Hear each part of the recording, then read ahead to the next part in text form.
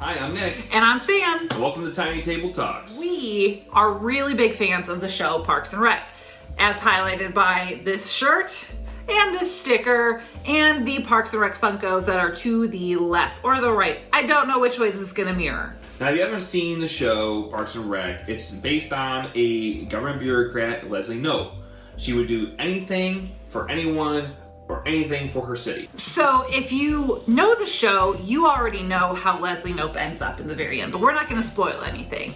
If you don't know the show, I feel comfortable saying Leslie Knope is a character who runs for several different government offices. She runs for elected positions. But 200 years ago, this would not have been a reality. Women couldn't vote, and they certainly were not being elected. However, one group of people led the fight to change all of that. And can you guess who that was? Da-da-da! The Quakers! This is a continuation on our series of the Quaker distinctives, the pillars that Quakers hold near and dear to. And remember, the acronym is SPICES. They believe in simplicity, peace, integrity, community. And any guess what the E is? Everything bagels. Equality. Yes. You see, Quakers believe that everyone, every single human that exists on this planet, does not matter who you are, believes that you have the image of God inside you. And that's what the Quakers refer to as the inner light. Quaker started the fire. It was always burning since the world's been turning.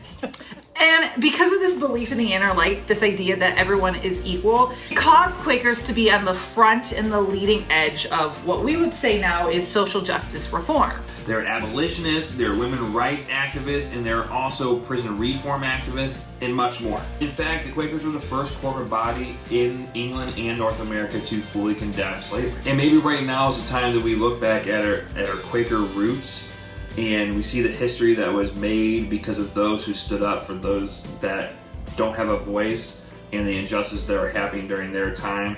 And we take stand of what's happening today. And we just fight for the equality of all.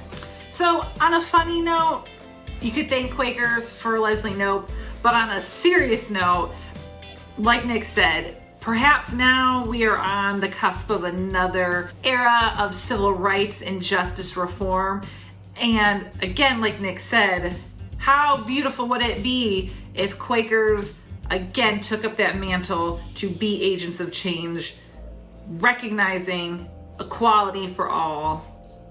I think we could do it. So friends, Quakers, are you ready? Quakers started the fire. It was always burning since the world's been turning.